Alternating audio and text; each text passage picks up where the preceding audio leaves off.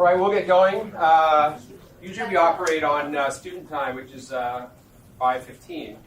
But obviously with a snow day, no one else has anything to do but be here and hear some absolutely amazing speakers. So my name's Ian Grant. I'm the Executive Director of UNH's Entrepreneurship Center.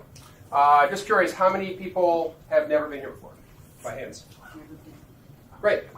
So thanks very much. I'm going to do a quick infomercial. So for those of you that hear me talk several times a week, I apologize. So the Entrepreneurship Center, we call it the E-Center on campus, is the heart of ideas, innovation, and entrepreneurship here. So we work with all students, all colleges. We joke that we're Switzerland. We're sort of the safe, neutral place for students, whether engineering or French lit student, or from Paul College, or ag student, or HHS, Health and Human Services. It's a place to come together to think about ideas all the way through to launching of companies. Last year we had two student companies launch, revenue generating. One of them are here. I think Francesco is here, Christian's here. But our mission really isn't just about startups. It's really helping students get an entrepreneurial mindset. We really believe that if every student left UNH with that, it's an invaluable skill to have no matter what your career is. So in 3 years, the E-Center won a national award as the outstanding new entrepreneurship center in the country against 25 other universities last year. We've coached students that have won the business planning competition, the business school, the last several years, the social venture challenge. Several teams have gone on to national competitions in Minnesota. And then just on Friday it was announced that first team, so Kristen is here, is a semifinalist at Smith College for the Draper competition, which is just for women entrepreneurs. So what's really great is that we're sort of breaking out, sort of letting the world know that UNH is on the map. So we have amazing entrepreneurs, not necessarily through the E-Center, but in general it's in the DNA, Colorado College too. So it's an exciting place to be. So if you want to help us grow, if you're interested, there's some propaganda in the back or annual reports and other information. Always need mentors, need help for speakers, facilitators, always donors. But with that, I will introduce our host of the night. So Jerry Howard is on the E-Center Advisory Board. Really long, amazing bio, actually. I'm going to cherry pick some of these so we can get going.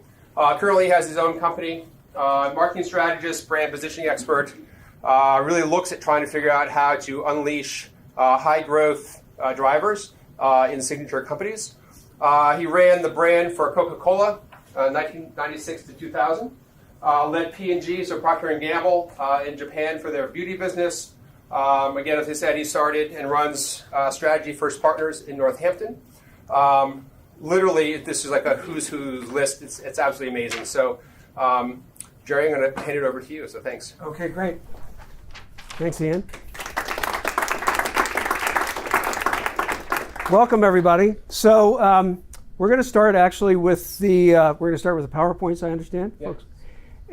So we're going to hear first from the three entrepreneurs we have here from New Hampshire, and they're going to share a little bit about their company so we all have context for the conversation.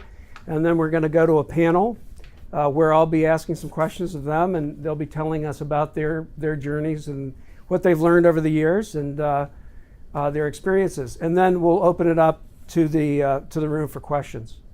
So thanks for everybody being here. It's great to have a full room. I didn't expect this. I was driving over here thinking, who's going to show up on a snow day for this? But I didn't realize there was food in the back, so that was the key. And a raffle.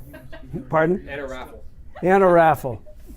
Ian knows how to market. So let me hand it over. Who's Mark? You're first. Yeah. Thank you very much, Jerry, and thanks, Ian, for inviting me, and thank you all for coming. I know it was a very snowy day and probably difficult to get out. I'm going to tell you my story quickly. I've actually never been able to tell my story in 3 to 5 minutes, but I'm going to make every effort to do so tonight.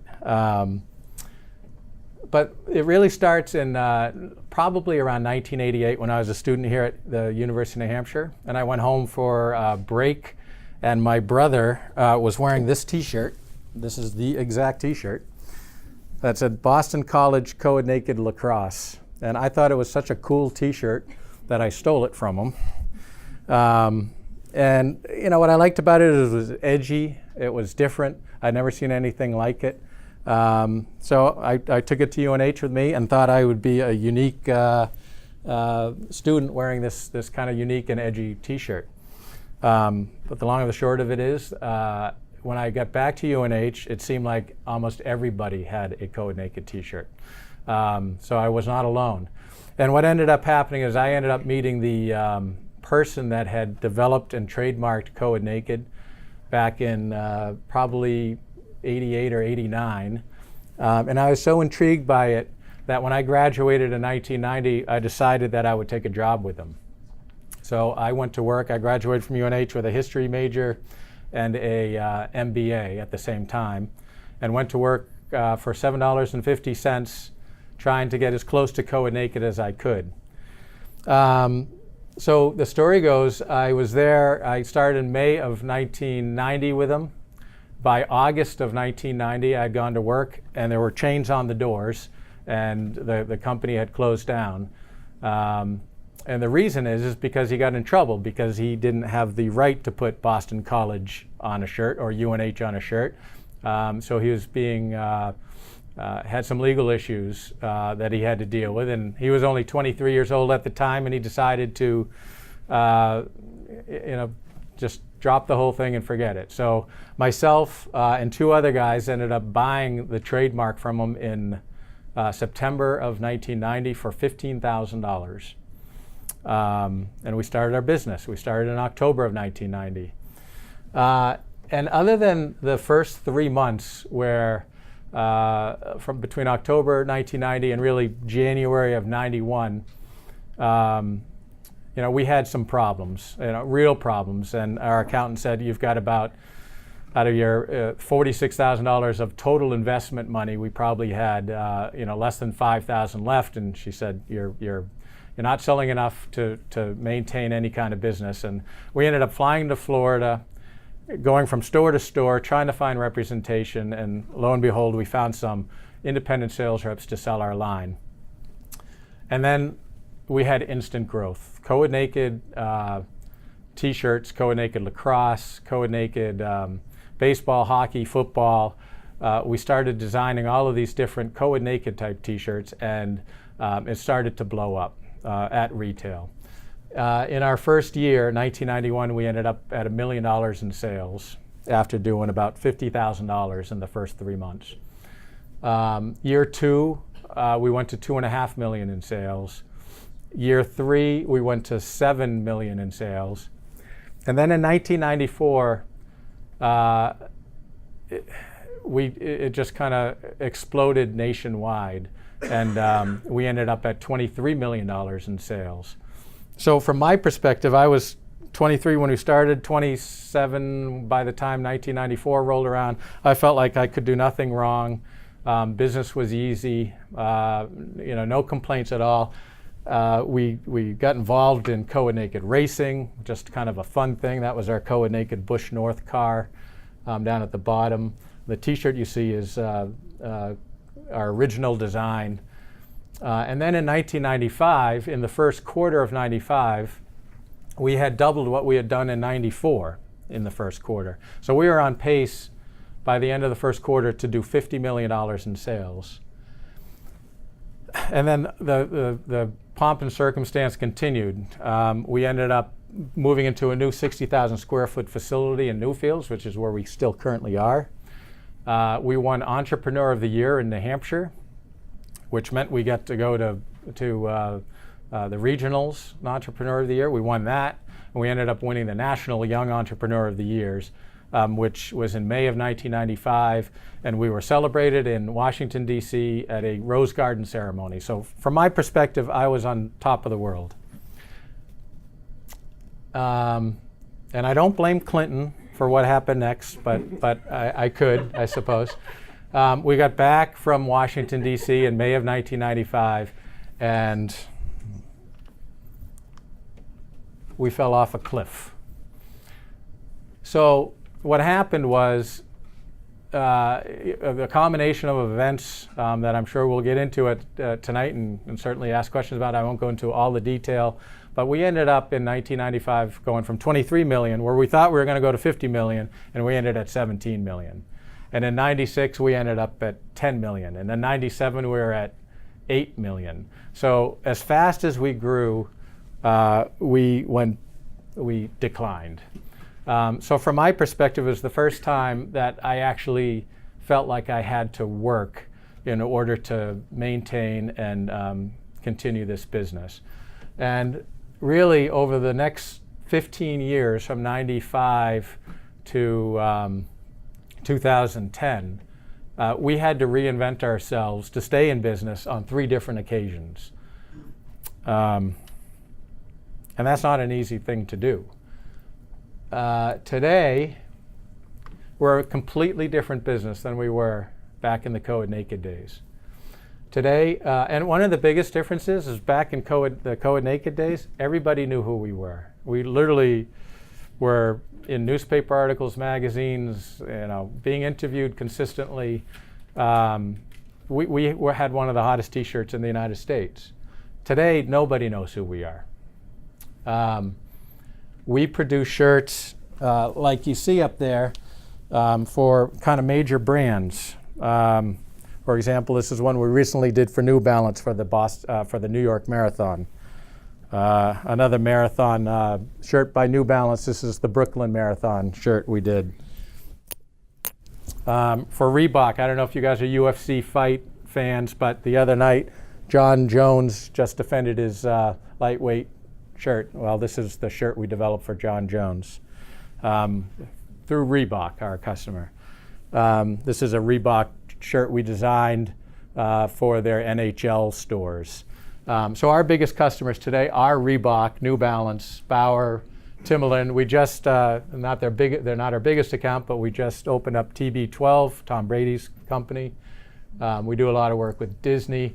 And of course, at the bottom, we developed UNHshop.com. So we actually produce shirts for UNH as well.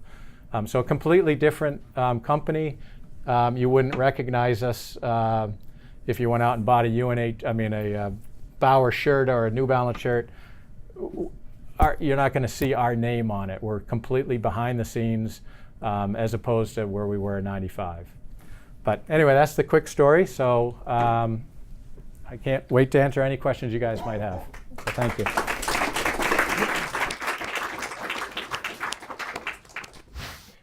Hi everyone. So my name's Emily Stearns, and the company I started is the Drift Collective. I have been doing this for a lot shorter of a time than Mark. I graduated from college in 2015. And then I started making handmade bikinis right after that. I started it as like a side job kind of thing just to get some extra money. I graduated with a major in mathematics from Colorado College. And at the point when I was graduating, I honestly didn't know at all what I wanted to do. I didn't go into being like, I want to start a swimwear company and be a super successful entrepreneur. That wasn't really my goal. I approached the one thing I knew I wanted to do was work in sustainability.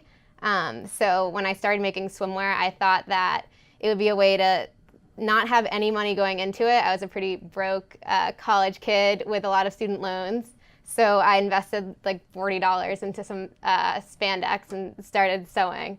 So anyways, that's how I started.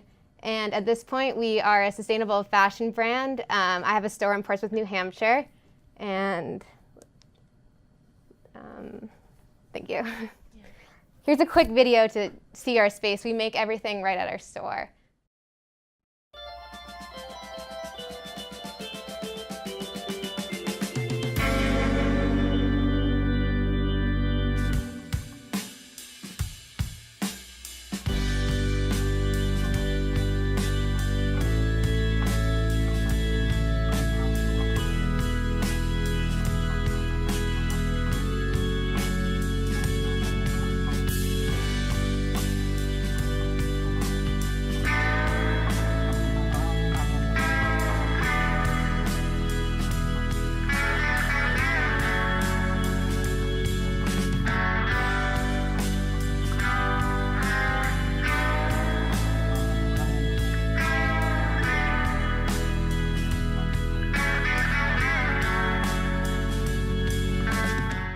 talk more about the space later, but we are a small grassroots brand, and we make everything right at our shop.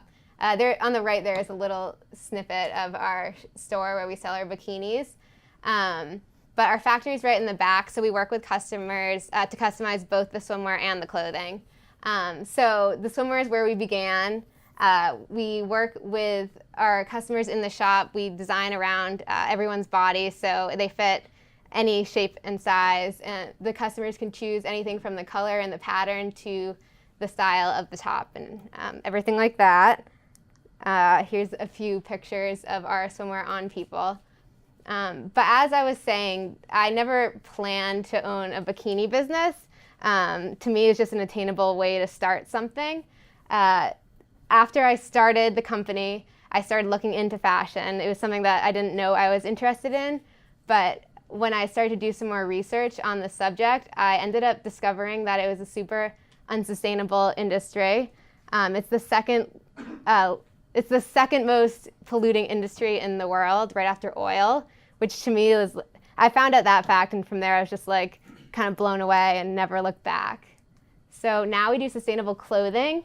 This is a big part of our business now, probably the biggest part of what we do. We make everything right on location.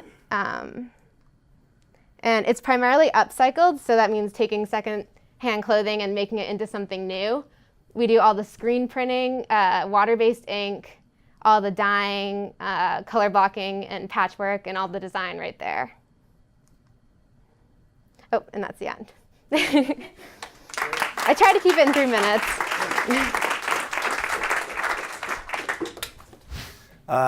My name is Dane Nielsen, co-founder, head brewer of Liar's Bench Beer Company in Portsmouth, New Hampshire. I see a few familiar faces. We started the company back in 2016. We opened our doors in May, but Dagan, my actually UNH college roommate, and I started this business long before that, probably in the dorms at UNH. Yeah, exactly. We're a small brewery.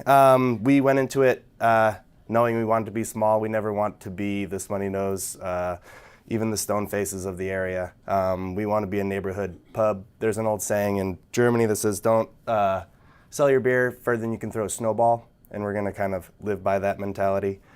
We do want to grow, and we are slowly, but surely, under our own volition, under our own control. So we're a 3-barrel brew house. That means we only make 93 gallons of beer in one batch. That's 6 kegs that you would see at a UNH party. And right now we're at a 900 barrel per year capacity. In first year we were at 300. So we're slowly adding more capacity to our cellar and making more. We've made over 100 different beer styles, and that was something we wanted to go into, being a diverse place to drink and taste new things. A lot of people like the flagships, so we do have the regulars on tap, but then being able to come in and try something new, I think it adds another element. The space itself is a renovated garage warehouse. It is a back corner of a plumbing warehouse with 2 garage doors, and we just gutted it, put in some floor drains, and redid the electrical and plumbing.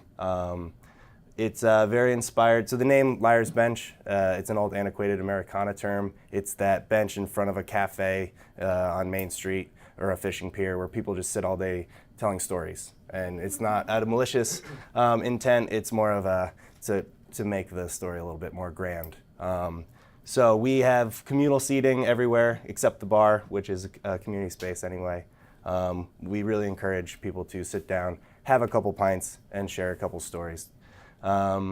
We just opened a beer garden actually 2 summers ago, but last summer it was the whole summer. So it doubled our capacity for seating in the nice months when Portsmouth doubles in size. The goal, I already brought it up, continue being a neighborhood hangout, but continue to grow. We want to push the limits of Portsmouth a little bit. We want people in Exeter to know we even exist. So we want to get on top there and slowly and surely move beyond our borders.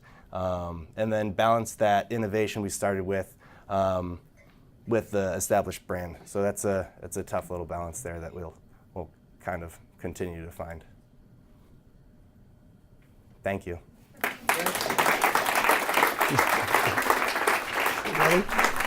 Anybody want to join me?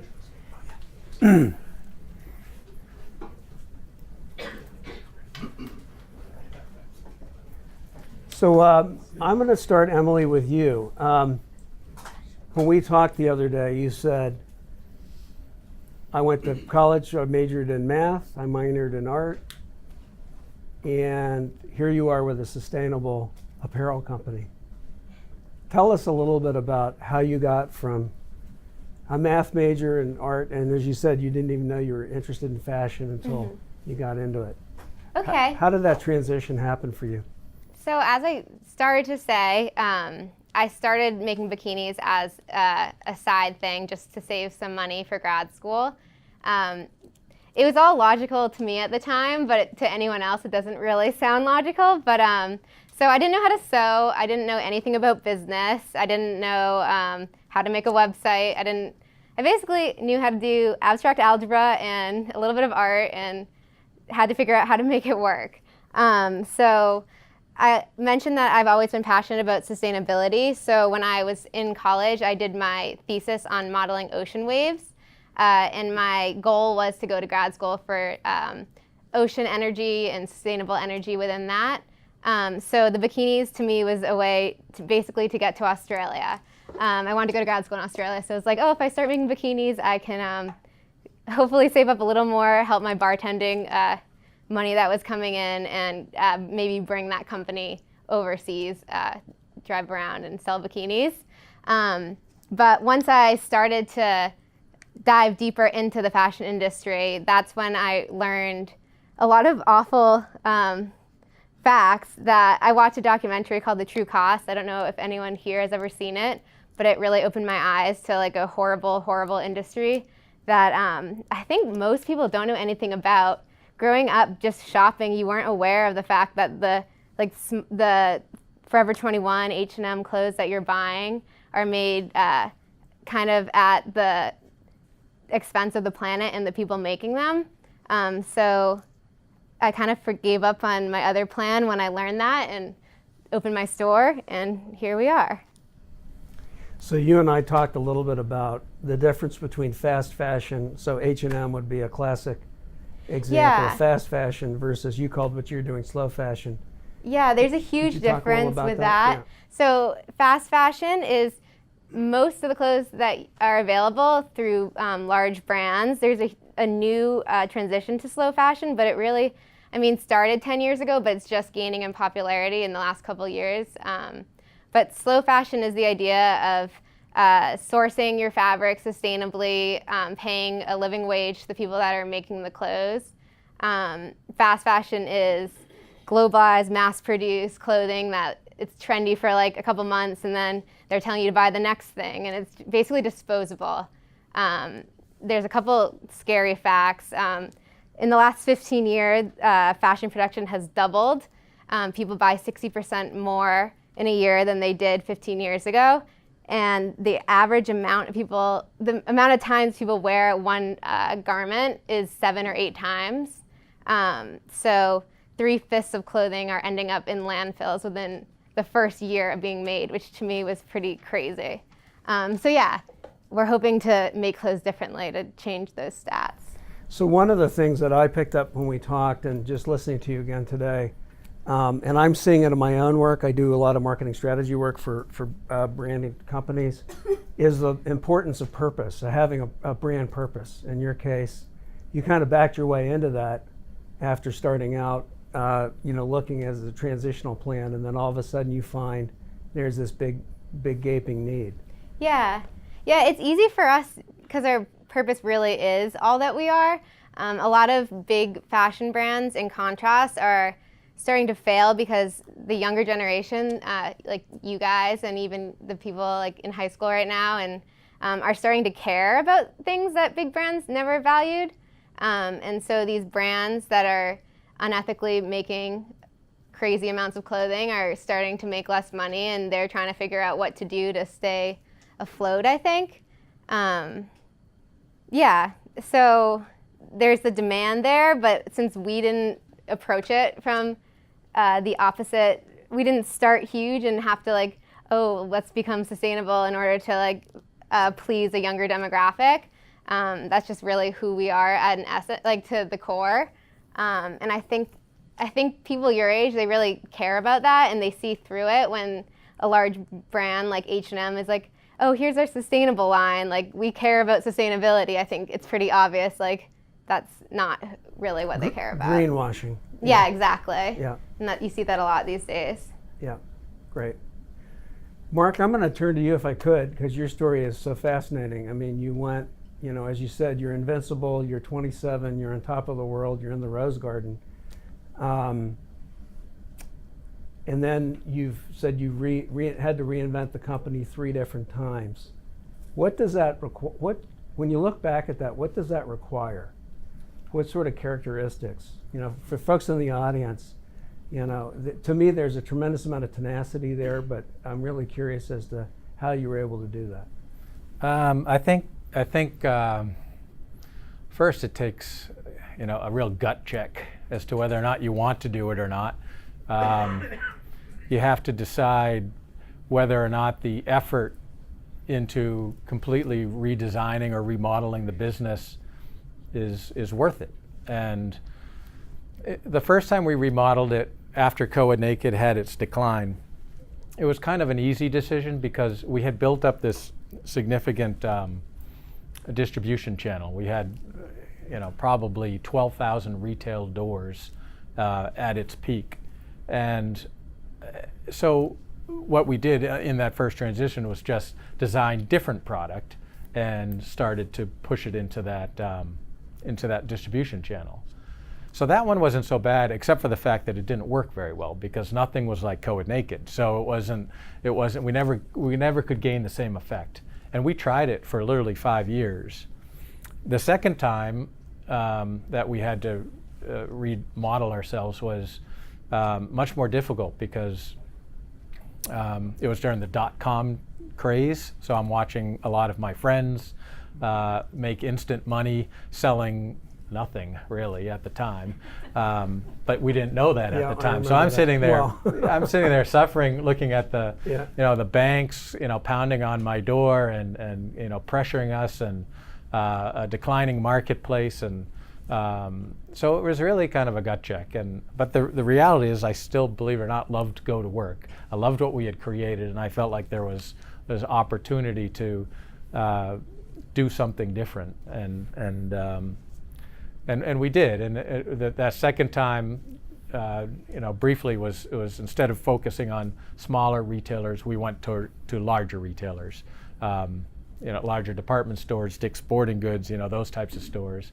And then the third time was difficult as well, because that was in 2008 when the economy collapsed, and there was a lot of consolidation, but in the retail marketplace. So we really had to change direction completely in 2008. And that's when we started really focusing on the brands and becoming real partners, as opposed to, there's no such thing, I've decided, partnering with a big retailer, because they don't care about us. We're not Nike, we're not these big brands that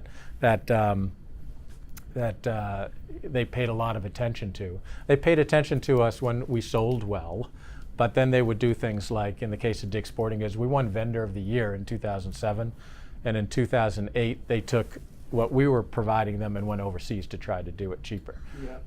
So there's just no loyalty. Today we have partnerships with these brands, and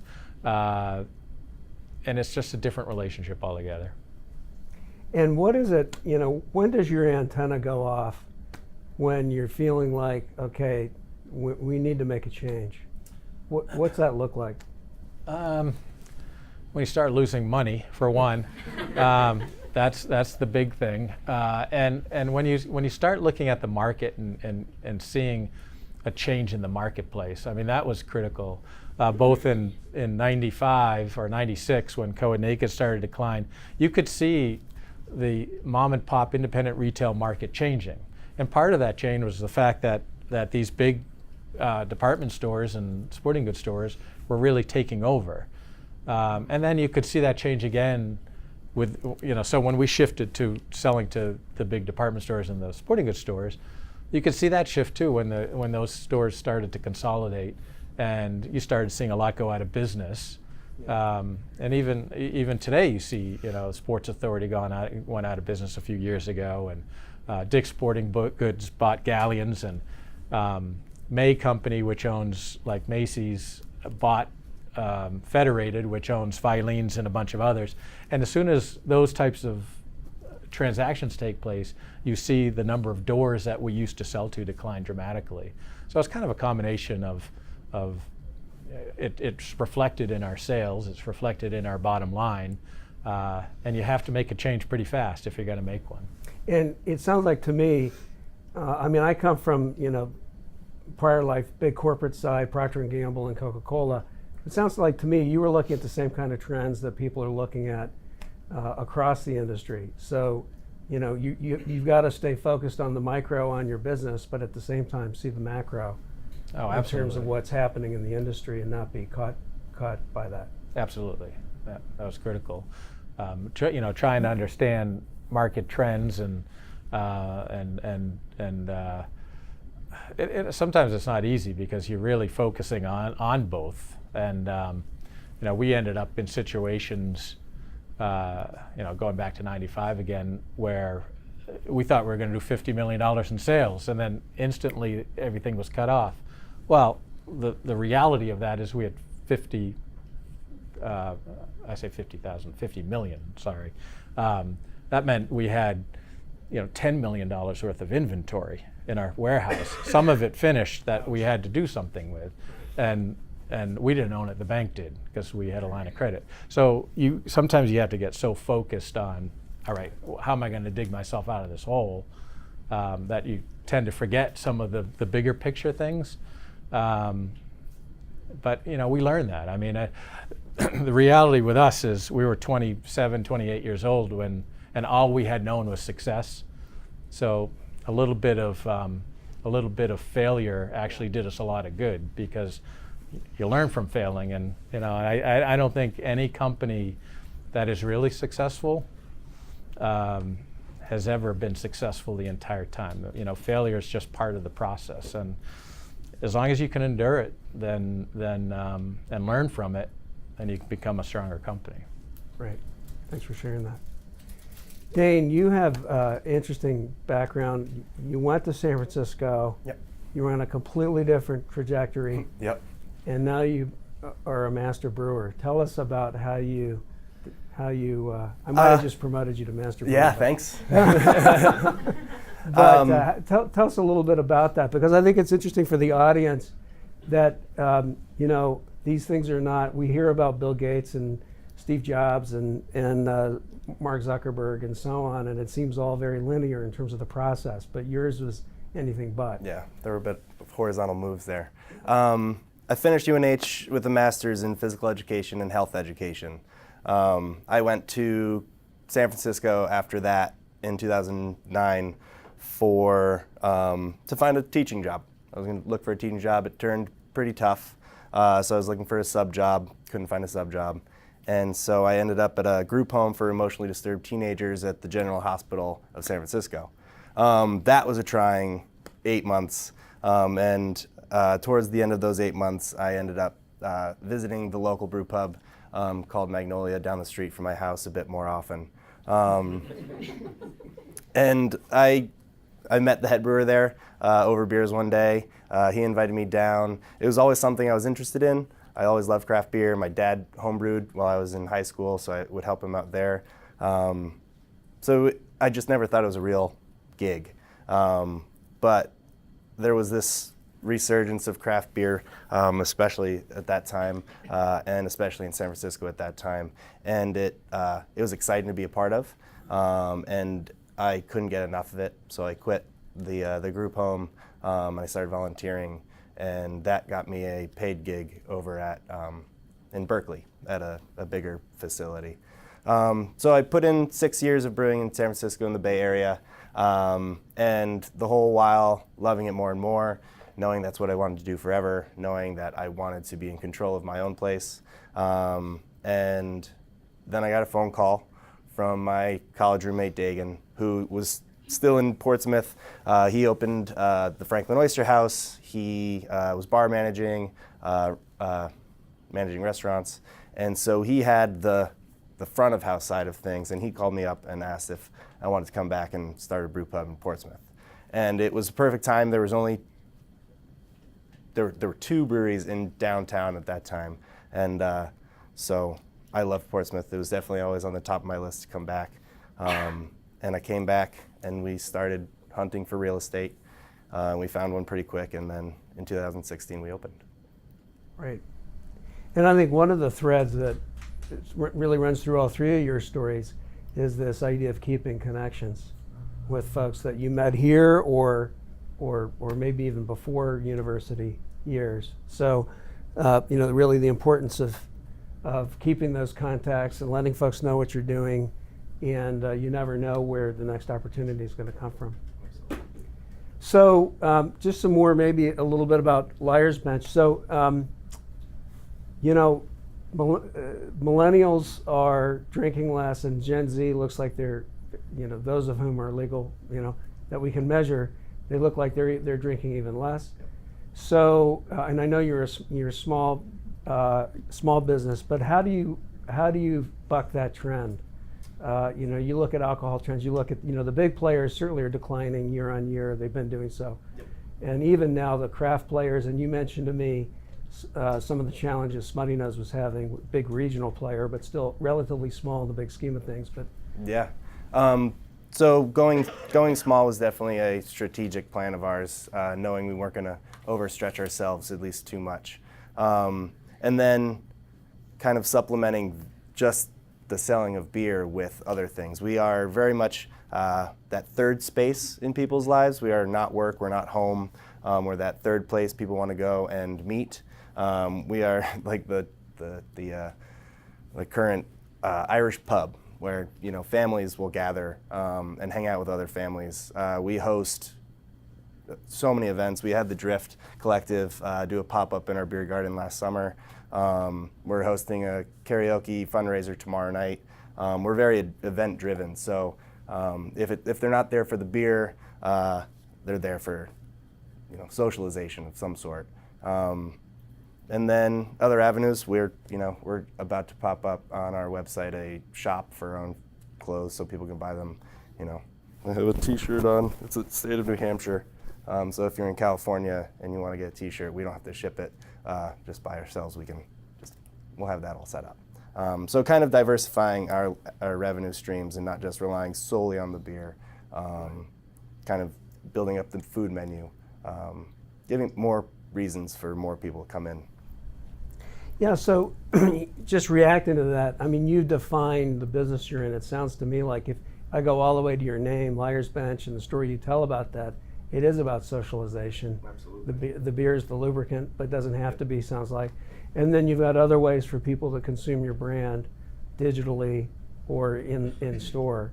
So I think that's also a really cool thing, because a lot of times people will define the business too narrowly.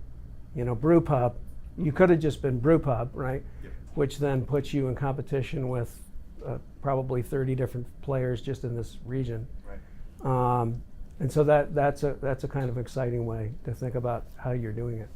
The other thing I pick up just as a branding guy by trade is that you've manifested your brand name. So at first you go Liar's Bench. What is that? I didn't know what that was. You told me about what that was, and then I listened to the stories that you're telling, and you've integrated, you've embedded. It's not just the name of your business. You've actually embedded the meaning of that into what you're doing, which is interesting. And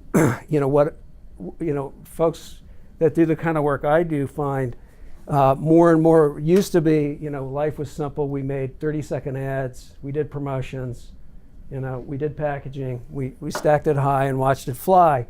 But now you have to tell a story. Yep. And that leads to richer connections with customers, but also you need to keep that story fresh. So it seems like with Liar's Bench, you've got that platform to do that. I think so. And beer doesn't hurt also. And the beer doesn't hurt. Anything else I should have covered there that you? No, I think that was. I could comment on Please. that because when we were looking to do an event, it was like a no-brainer to approach you guys first. Awesome. You definitely do a great job marketing yourselves as a social. It's just a community there, which I think Portsmouth as a town lacks. More and more these even days, Even yeah. before I even went in for a drink, I don't personally drink beer, which is really embarrassing. But even before going in for a drink, I knew that I wanted that event to be at your Awesome. brewery. Well, thank you.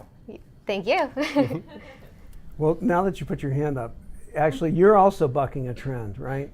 At the macro level and micro, because you're in apparel, which is a tough industry. You're in retailing, and you're in Portsmouth, which has been notoriously difficult. Just as a casual observer, the last 15 years I've lived here, the Gap used to be downtown. That ended.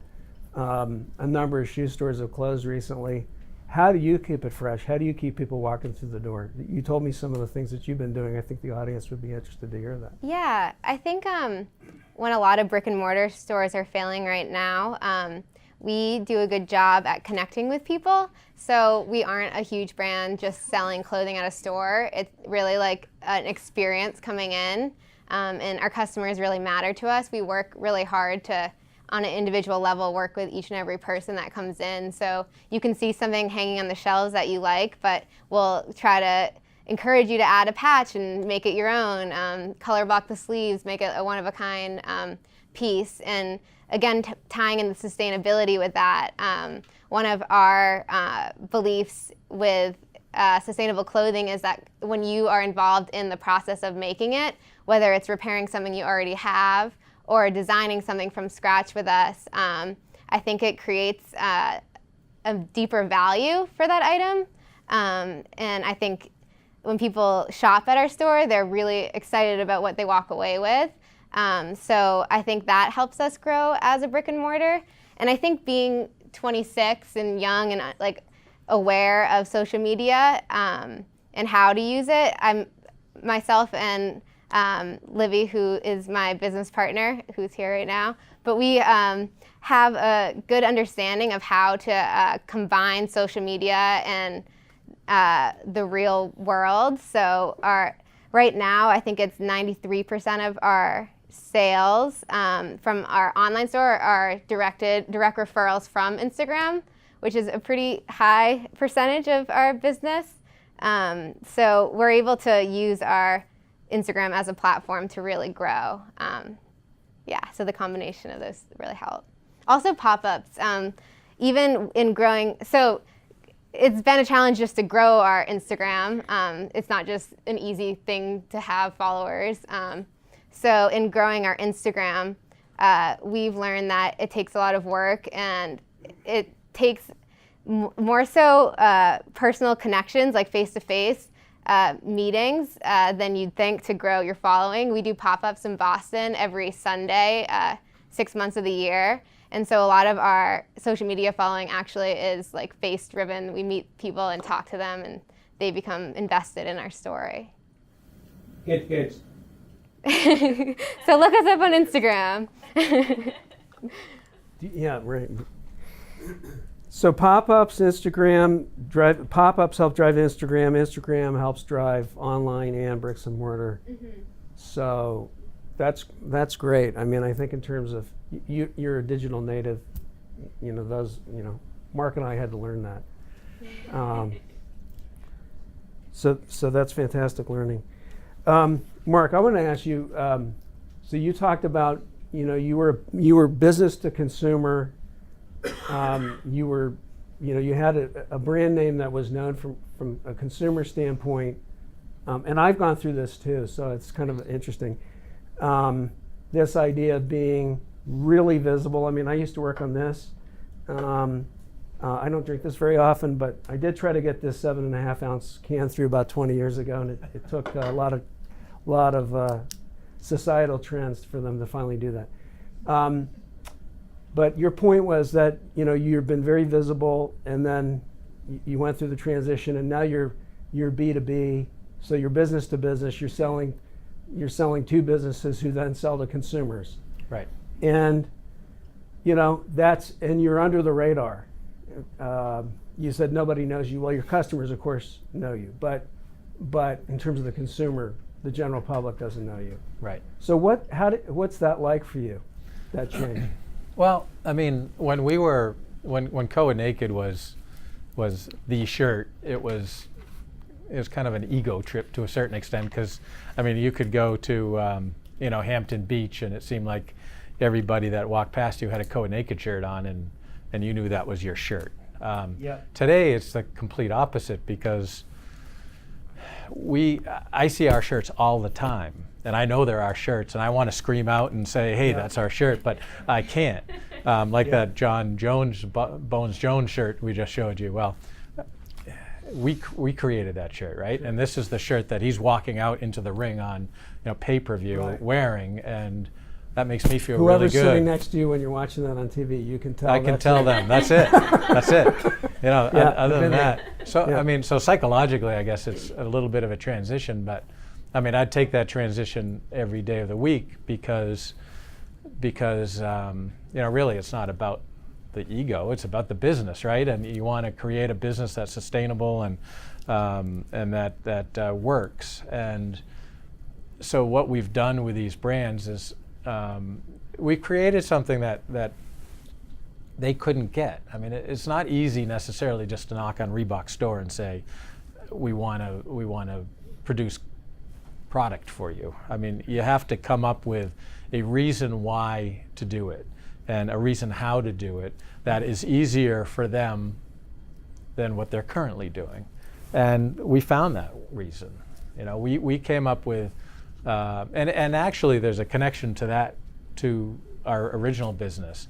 When Coa Naked really took off, one of the reasons it took off is because back in those days, when you sold a shirt like that, you sold 36 pieces or 48 pieces at a time of a particular design. So if you're a small retailer, you can only bring in 1 or 2 designs because that's all you can afford to bring in.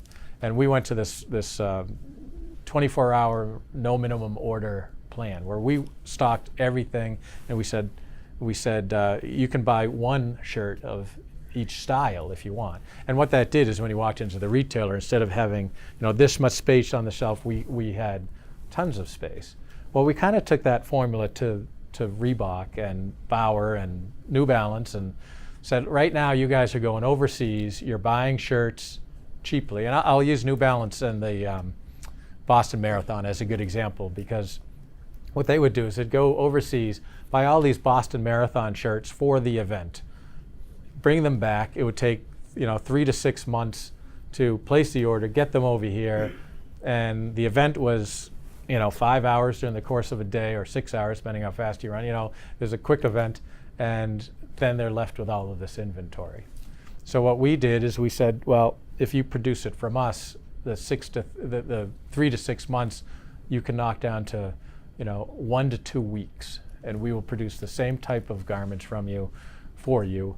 We will allow you to chase the business, and you can reduce your inventory overhead. And that's how we started. We just got a foot in the door. We did a project for them, and the next thing you know, it was good. But it's kind of a little off the subject about being behind the radar.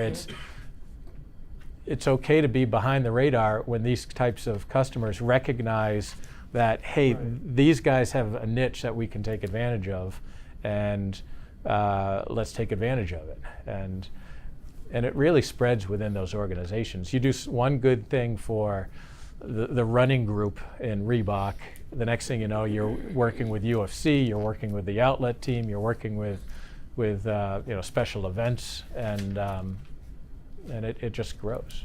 So I'm really glad you brought that up, because that's really your business model. That's your competitive advantage, it sounds like. And I think that's an interesting case study.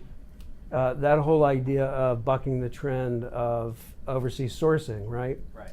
So that, I'm thinking you must have had a sales pitch where you had to talk to the purchasing folks, the financial folks, as well as the marketing people, and said this is a leaner way to do this is a more nimble way to do this, and actually you're probably, yes, you might be saving on a per piece basis, but it's actually costing you more because you got to eat all of this inventory at the end, Right. or your suppliers do, and then That's they go right. out of business.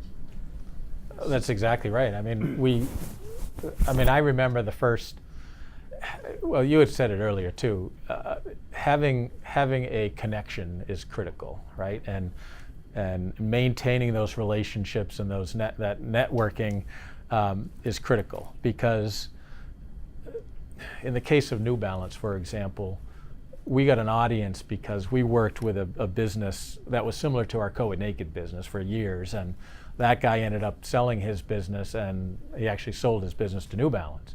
So he was in there. So he was our original audience, and he was great because I remember the first meeting we went down to visit these guys. There was a room, I thought we were meeting with this guy. We ended up meeting with 15 different people. He filled the room with different people from different parts of the organization, and that's who we made our pitch to.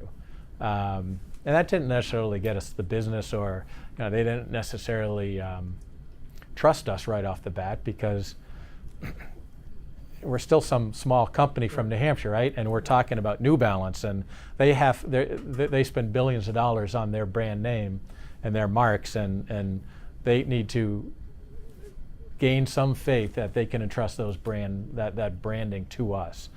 So it really starts with just one opportunity from one guy, usually who's in trouble because he forgot to pull the trigger on something. One of them was Shaquille O'Neal. Shaquille O'Neal was, this is a more recent example after we'd established a relationship with Reebok, but Shaquille O'Neal was doing a big marketing gig with Victoria Beckham. And so you got big Shaquille O'Neal and small Victoria Beckham, and that was kind of this big thing that they were doing. And the guy forgot to order T-shirts to promote but so they turned to us, right? And the gig was 2 days away, and they said, we've got an impossible task for you. You need to get us Victoria Beckham and Shaquille O'Neal T-shirts in 48 hours. And so it's Reebok, so you get them their shirts in 48 hours. You brand it properly. You make sure that everything looks right. Their marks, their expectations, the quality of the shirts, the hang tags, everything. And if you do that, you get the next one. So that was Somebody else's crisis is your opportunity. They never forget that. exactly. Right? So the other thing I think that Mark is hitting on, and I can relate to this, having had some success and then been humbled a number of times, is this idea of getting your ego out of the business, because when your ego is in it, it's really hard sometimes to see clearly what you need to do, what changes you might need to make. You get too identified with it. So that's one of the reasons why I wanted to bring that up, because in like I say, you're known to the people that really matter to you in your current business model now. Yeah, and your ego changes quickly when you've been successful for 5 years, and then all of a sudden you've got to lay off your first employee, right? Yeah. And all of a sudden you're like, oh my God, I'm impacting this person's family. You're impacting this person who was part of a process of growth for 5 years. So you kind of check the ego and say, okay, now reality is hitting, and you're working as hard for these people that are working hard for you, and it makes a big difference. And it doesn't help that a bank is staring you down. Right. You got a gun pointing at you as well, and you've got all these pressures. But we learn to check the ego very quickly. And that's part of the learning process.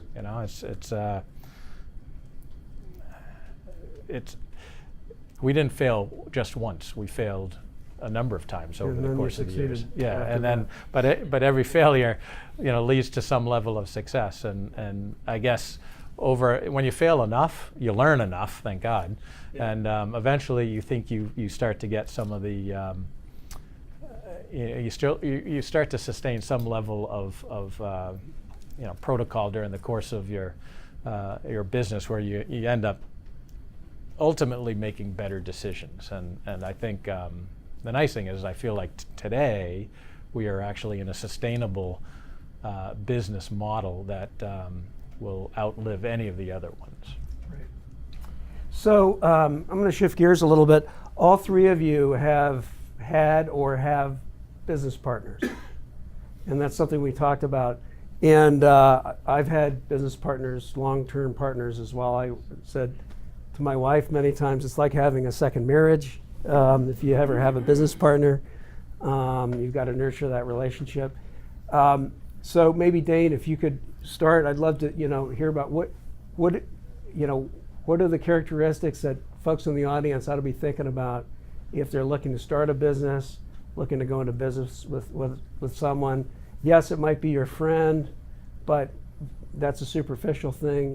Beyond that, what goes into making a partnership work in your experience? Well, yeah, it doesn't work with everybody. And what we've found that is necessary is an openness between the two of us. We have butted heads more than once, more than twice. And like you guys said, check the ego at the door. I feel like that's where we have to do it the most, is with each other. We have to, if in the moment we can't say anything because we know we're going to tick the other person off, or you're too worked up to say something because of a decision someone made, we've found that it's nice to take a step back, and we've kind of created this system for the two of us to air our opinions and our voices. That's been in a healthy manner and not just an attacking and hurtful manner. So you told me on the phone you have a process for doing this. Yeah, exactly. And it's maybe an email that night after you could air it all out and get so you're not flustered and everything can be cohesive, and then they can read it in private and digest it. My fiance taught me that one.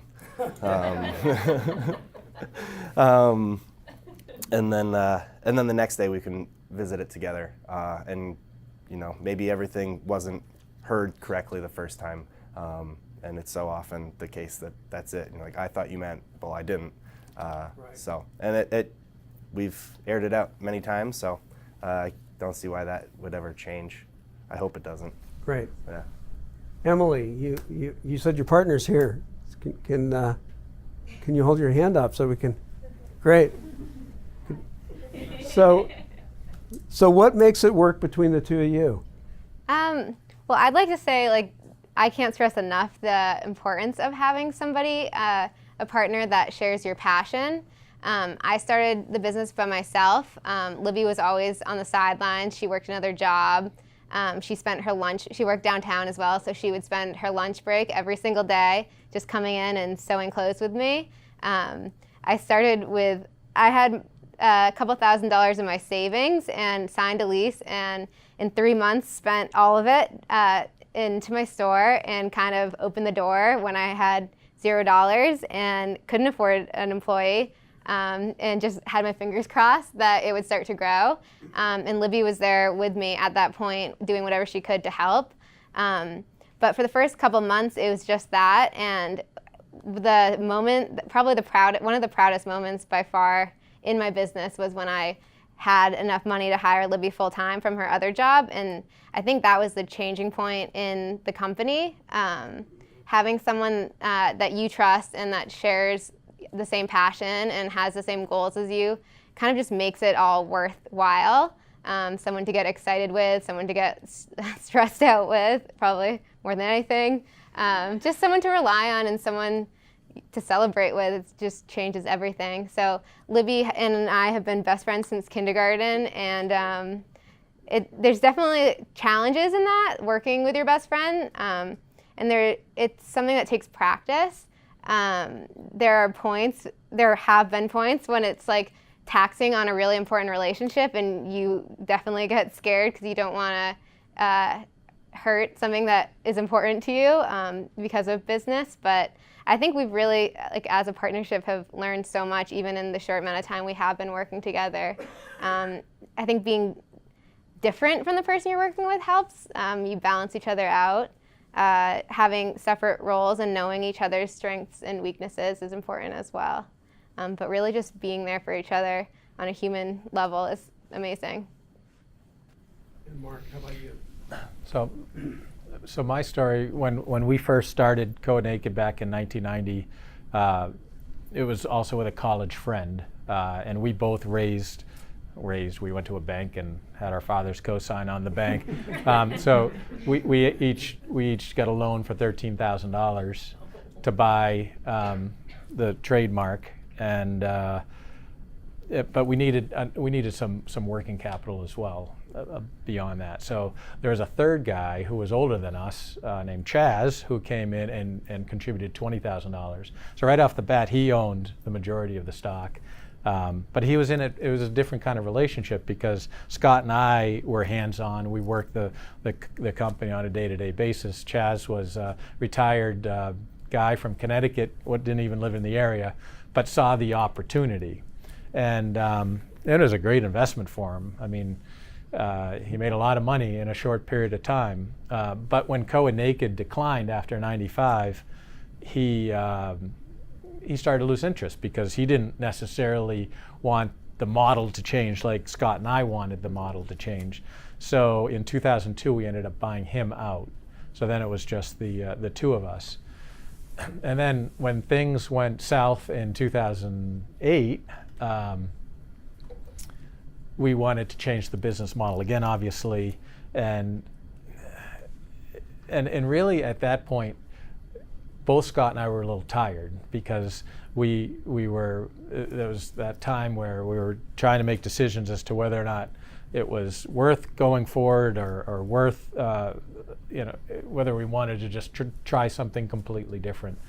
And the problem with that particular partnership was that he was really strong at the business the Code Naked business model, but that business model was changing. So in 2011, well actually right prior to that, in 2010, our best sales guy came into my office and said that he was resigning. So that was kind of the end for me. When he said he was going to resign, I'm like, okay, we've just been through 2008. We're still struggling. We're trying to create this new business model, and our best sales guy just gave his resignation. So within 10 minutes of that resignation, I brought him into my office and said, tell you what, I'm making you a partner. I didn't even tell Scott that was my plan. I said, we're going to make you a partner in the business, and you're going to stick around. And then I told Scott, and he agreed. But a year later, my new partner and I bought Scott out. So Scott's been gone. So I've been through a, kind of this partner transition kind of thing. And then just the only other dynamic there is for a long time, we didn't own our printing facility. We contracted all our screen printing out for a long period of time. But in 1995, we ended up buying that printing facility, and we didn't buy it with Coa Sports. We bought it separately because my original partner Chaz, the guy who invested the money, didn't want to be in the printing business. So Scott and I bought it, and then we included 10 of our employees because we wanted to give them a piece of the action, so to speak. So on the printing side, I ended up having 12 partners, or there were 12 partners. But then Coed ended up buying them as well. So currently, there's only 2 partners, myself and our top sales guy, and it's a great working relationship. And not that we haven't had our problems, because we have. We butt heads sometimes. He's a workaholic. He is 10 years younger than I am. So sometimes he sees me starting to think about doing things like this, giving back a little bit, and he's like, and he feels like, maybe that's a lucky path, whereas he's, I've never seen a guy work so hard in my life, and I couldn't keep up with him if I wanted to. So we're on slightly different planes, but we also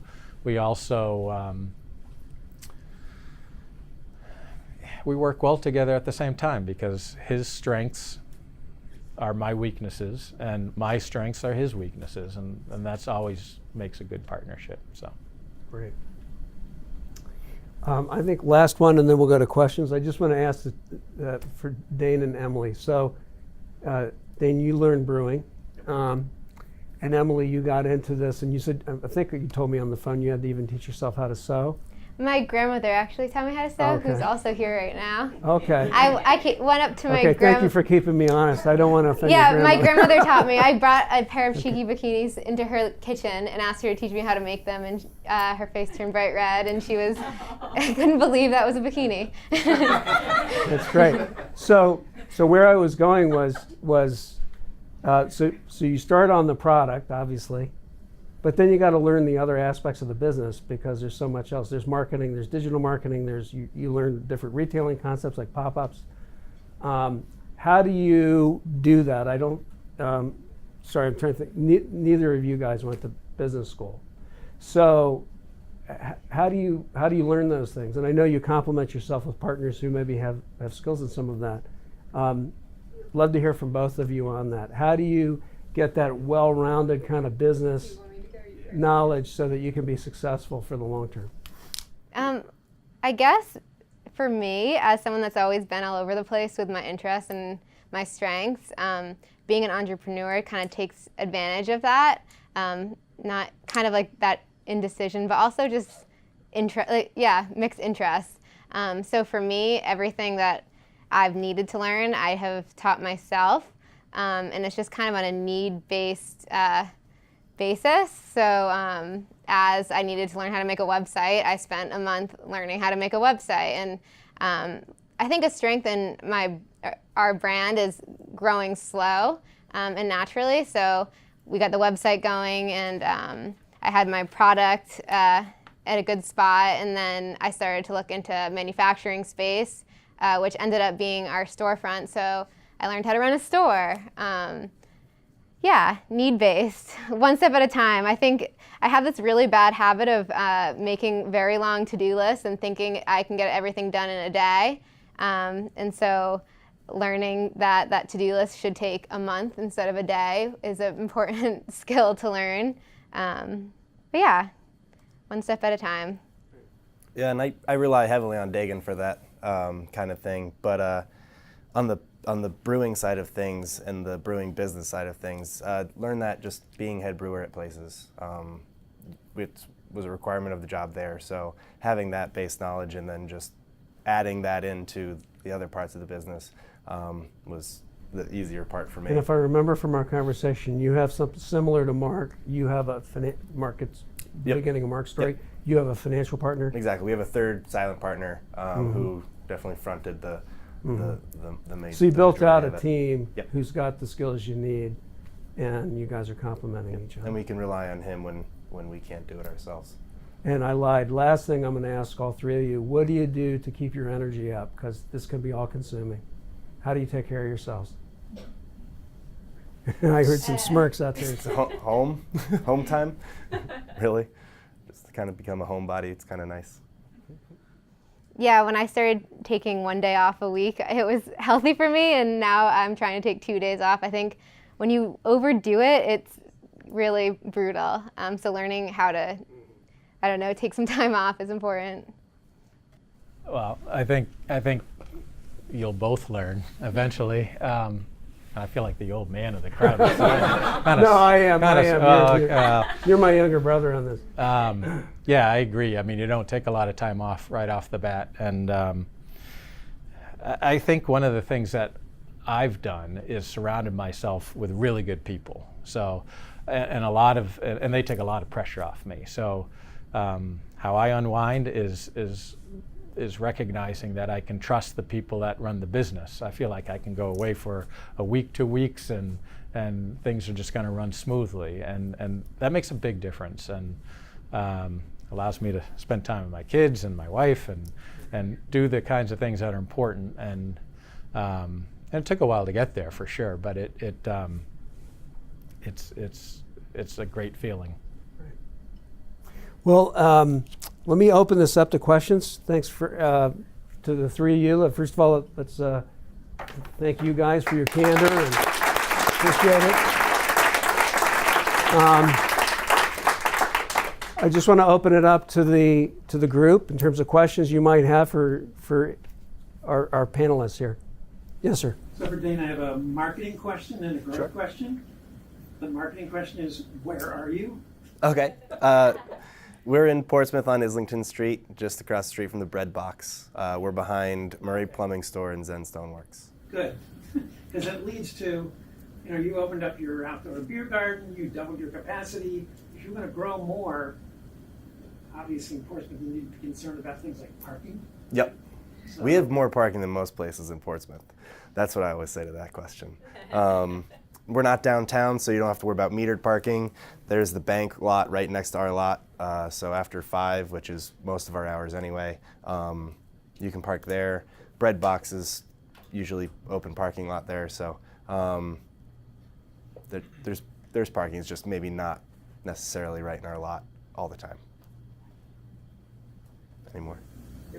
So one thing that you guys touched on earlier that I found really impressive, but I can't really wrap my head around, wanted to kind of follow up on, was the separation of your ego from the business, and when you invest so much of yourself in something, how to like take the emotion out of that process.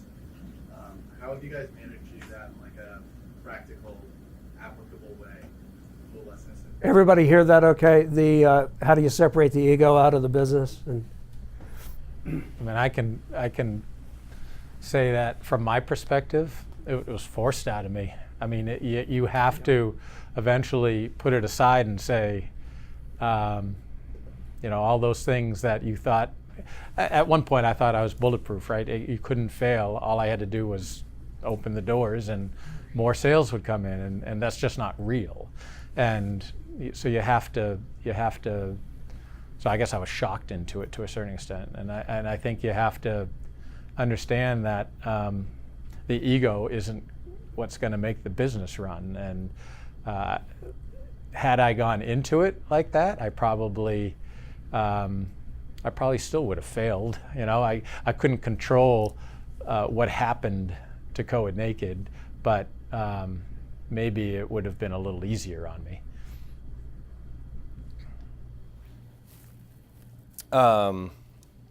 Yeah, just you go through it once, especially the ego thing comes up once in a while with Dagan, but then once in a while you get an untapped review that you're not very fond of. So I stay away from the rating systems.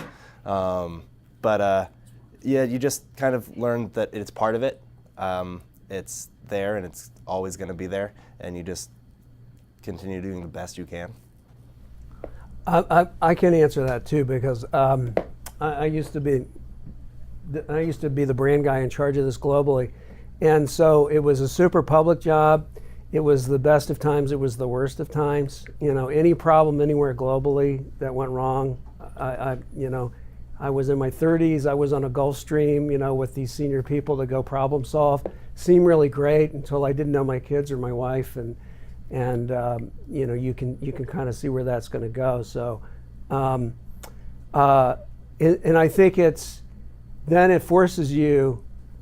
And if anybody's into this, Malcolm Gladwell did a podcast last summer on this mass hysteria on Coca-Cola, Belgium.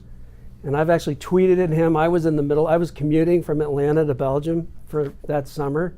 And there's a whole bunch of stories around that, Warren Buffett stories and other things, but I digress.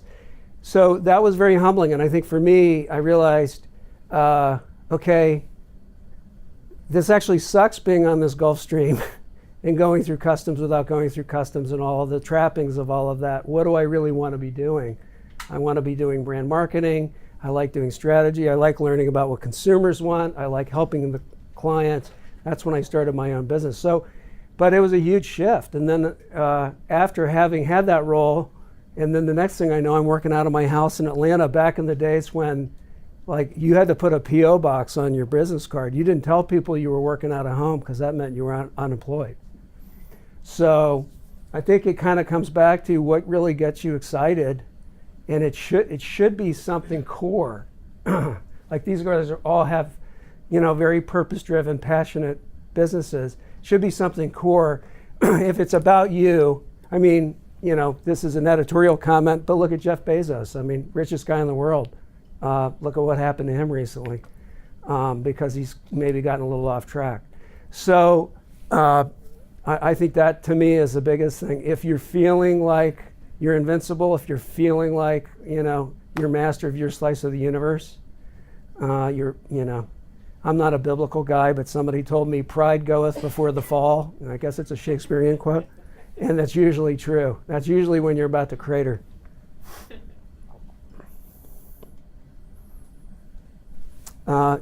Yes, right here. Yes. Thank you all for coming in. I really enjoyed hearing your stories. I did have a question, kind of more looking for advice. I'm sure a lot of people in the audience have their own ideas or might want to start their own business one day.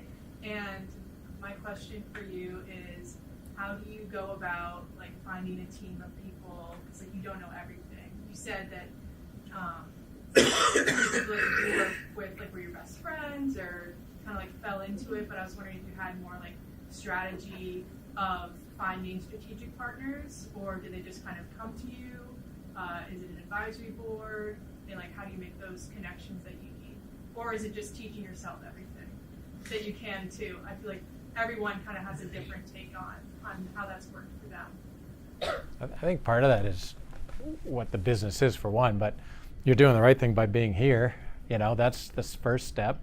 That's what this e-center is all about, right? To network with people and to find people that may open up opportunities for whatever your idea is.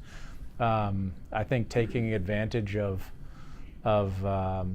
relationships is critical, and so they may not ultimately end up being your partner per se, but they might end up being a mentor that can introduce you to the next person that might be a partner, or the next person that might be able to help you along the road.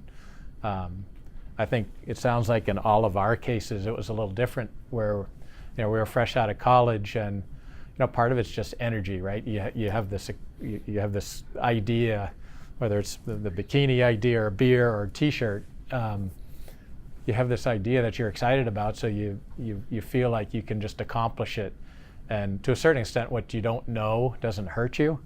So you kind of jump in with both feet. And I remember, early on playing basketball with my buddy Scott. We're talking about writing our business plan and all that stuff, and we put it all together, and then we realized, hey, we have no money, and that's a big problem.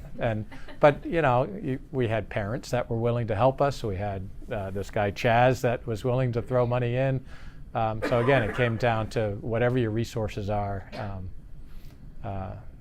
take advantage of them. Yes. So I had a question for Mark. So when you go to like big customers like Reebok, so how do you, like, they probably have like suppliers in China who offer like lower prices. How do you go against them, and what do you say to them? Well, part of it is trying to convince them and show them why keeping it local is actually more cost effective to them. So I gave you the example of the New Balance and the Boston Marathon.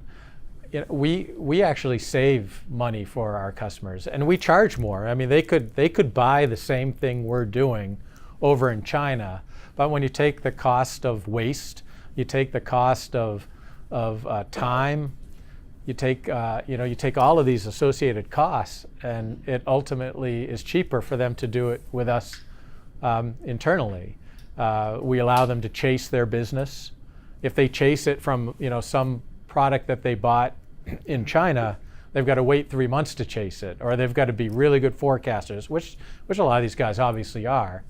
But we also started with very specific projects with these guys, right?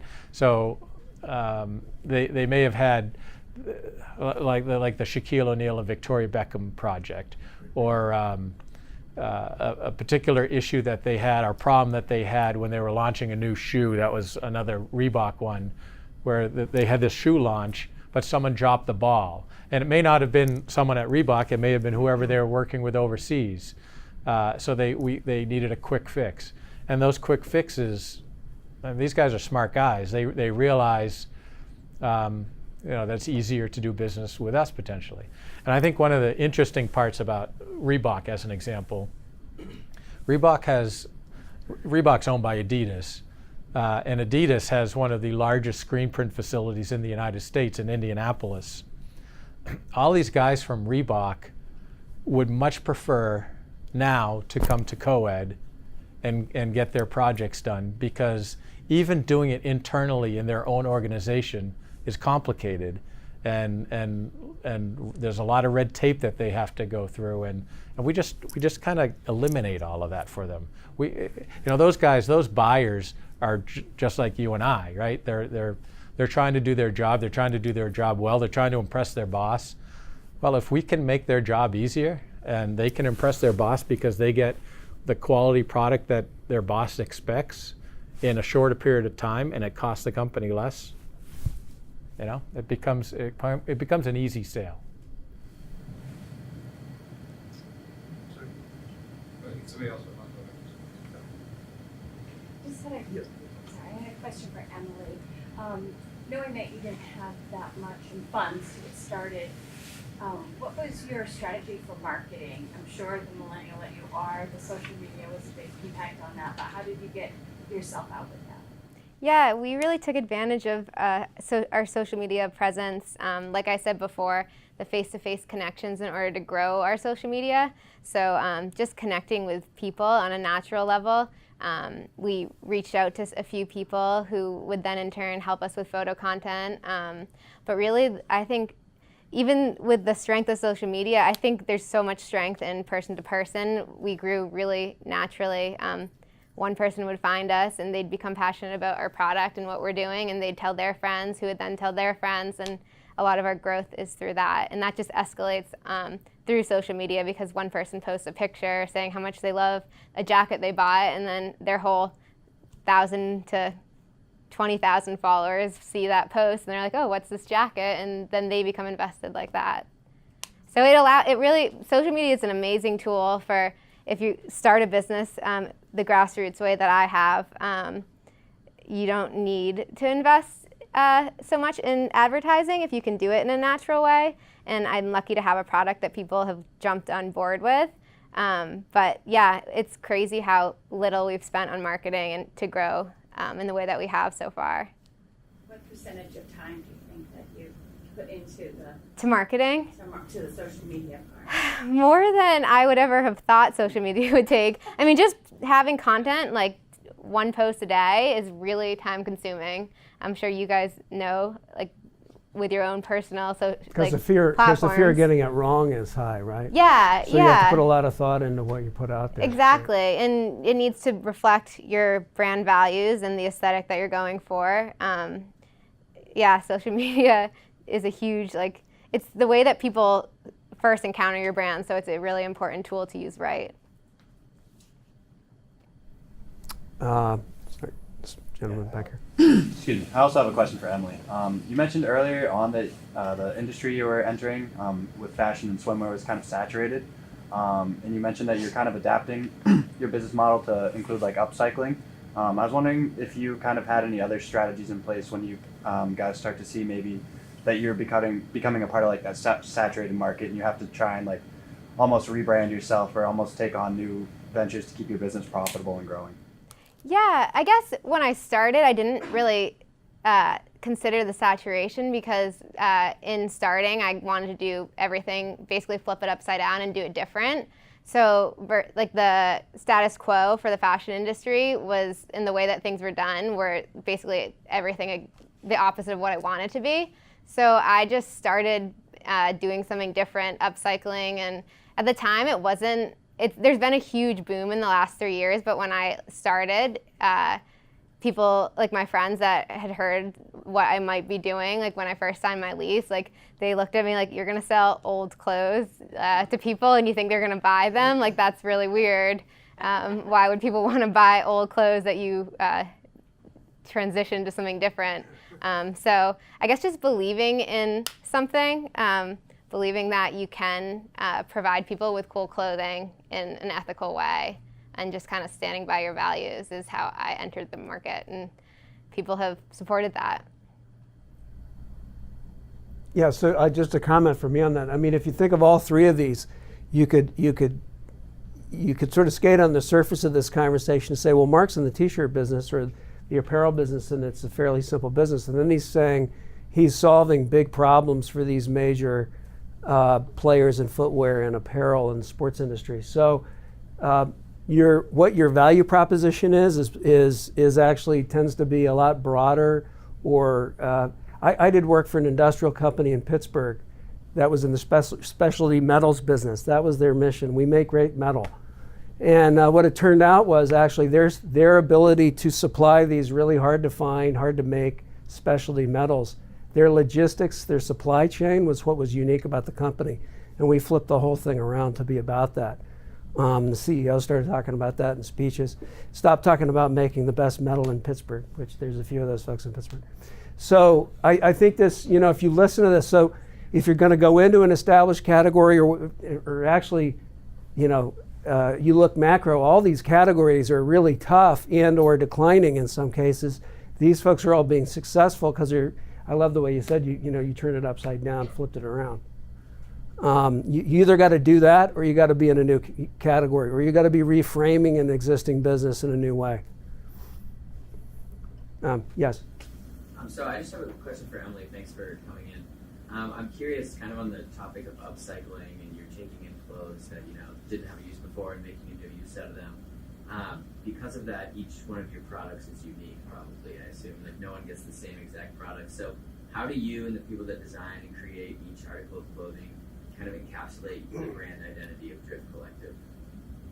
I guess it's the fact that there's only two of us keeps things cohesive. We both, Libby and I, we co-design everything, and we have a specific aesthetic that we try to uphold in everything that we make. We embrace the one-of-a-kind nature of it, so we love the fact that everything is different. We work hard to source the right items. My favorite, I love things like acid washing, where you can really buy anything, any old shirt with stains, just something that is going to end up in a landfill, and you really get to take that product and transition it into something completely different. And that, it's like an aesthetic, but also a process, and it's a story, and it really puts a lot of personality into what we're doing. Does that answer that question well enough? Yeah, and just kind of to follow up, so how do you supply clothes, and do you ever find are you ever too picky and the inventory can be low, or how do you maintain a steady supply of just the right kind of upcycled clothing? So in the last couple of years, we've faced a lot of growth and have had to learn a lot of when we need to be buying and when how much is enough. And at this point, it's basically for us, luckily, we can never really quite keep up. There's always a demand, and we always need more stuff. So we're just thrifting more, offering more products. We just started to carry other small brands at our store. We don't do it online. Our online presence is just for our brand, but at our shop, we're trying to carry other like-minded small brands. But yeah, it's at this point been, and we keep it small for a reason as well. I think when I think about scaling, it's not my priority right now to turn into a huge company. I think that in itself is kind of unsustainable. And when you keep sustainability as your first priority, it makes sense to grow at an obtainable, easy rate. So yeah. Thank you. Totally, thank you. Ian, sorry. Sure. So just oftentimes I hear students say that if they have an idea, they think it has to be huge. They have to go to New York. They have to go to San Francisco. So sort of a two-part question. One is, you touched on it a little bit, Emily, talking about size, right? So none of you, Mark, you're a little bit bigger, but none of you are huge. But also talking about being local and in Portsmouth, and how you could actually be your own boss in a smaller community in New Hampshire. Just talk about that as a strategy or approach, or that you came back from San Francisco to do it here. Talk about, you could do that in Colorado, right? It's hip out there. So talk about sort of your decisions to be here, and then on the size piece. Portsmouth in general, I just love Portsmouth. It was one of the main draws to come to UNH. And so the opportunity to come back and kind of reinvent or help flourish the beer scene here was exciting. And I wanted to be a part of that, and it was an opportunity also. So yeah, as a part of the growth of the craft beer scene in Portsmouth, it's exciting, and I'm kind of proud of it. Yeah, there's a lot of strength in being local. I'm actually from the area, so I never knew I wanted to be back in Portsmouth. When I graduated from high school, I didn't even consider going to college around here. I was ready to move on to different things, and I went off to Colorado, and it was I thought I was going to go to Australia, and I came home. And I obviously have a huge love for the community I'm from, and I always did. But in starting a business, you really realize how important that local community is. I don't think I really could have done things the way I have done them and been successful if I was a stranger in a different city. Just people that care about you and want to uplift what you're doing in a small community. Portsmouth is amazing for starting a business. There's a lot of people that jump right on small businesses and want to help. Yeah, I think it's a great place to have a business. And from my perspective, I didn't have to be here in New Hampshire because we were selling mostly to national, either chains or on a national scope, and that's still the case. So being in New Hampshire wasn't necessarily a requirement. Sometimes in the middle of a lousy winter, you begin to wonder why you're here at all. But in the end, I personally love New Hampshire. There's challenges because the workforce in New Hampshire is not necessarily great. We employ 70 people, most of them, and there's a lot of labor positions, and we're in Newfields, New Hampshire, which is a small little town. So a lot of our employees come from the Dover, Rochester area where there's a kind of a larger workforce. So there are those challenges. I would say in our current business model, one of the reasons that being in New Hampshire is good is because if you look at this list of, or it was up there, the list of customers that are our biggest customers, Bauer's 10 minutes away from us. Reebok, New Balance are both right in Boston. You know, the customers we're focusing on at TB12. We just opened up there right in Foxborough. We're looking at Puma. We're looking at Converse, who are local businesses. Now, I suppose we could have done the same thing in some other part of the country, but it's amazing to me how many large footwear brands, and they don't have to be footwear necessarily, like TB12, but how many are just local to us. So from that perspective, it's strategically, it's pretty good. Great, thank you. Any other questions? Yes. Yeah, I have one more for Mark. You talked kind of about it a lot tonight, but when you were doing your first rebranding and you kind of saw Co-Ed Naked almost die, like it was kind of your baby startup company, and you saw it get really, really big, and that company you won all the accolades for, but then you had to basically rebrand to sustain your company. What was that decision like when you're going into that? I mean, it was not an easy decision at all. We tried to keep Co-Ed Naked going and going for as long as we could, and every year you just saw a decline in sales. And there's a lot of reasons for the decline. You know, part of it was oversaturation. Part of it was schools were banning it. I mean, we had more press in '93 and '94 because high schools were banning our shirts. And at first it was great because you tell a teenager what not to wear, that's what they want to wear. But eventually it caught up to us. And, you know, so there's a lot of reasons why it started to fall apart. I think the toughest thing was I think it was 2007 is when we finally shelved it all together and said, that's the end of Co-Ed Naked. But in the back of our minds, we knew it wasn't necessarily end. We kept thinking, well, maybe we'll rebrand it to a new generation of kids one of these days. And as a matter of fact, we just did that. We actually licensed Co-Ed Naked to, I don't know if you guys are familiar with it, but Chowderheads, which is an online, we've never been online, so it's not one of our strengths. But Chowderheads is a Boston-based company that does a lot of local online business. And so we just licensed it to them in November. So you can actually buy Code Naked again for the first time in 12 years. Great. I think Ian wants to wrap it up. So join me again. Just there'll be time afterwards as well. But really, thank you. This is just phenomenal.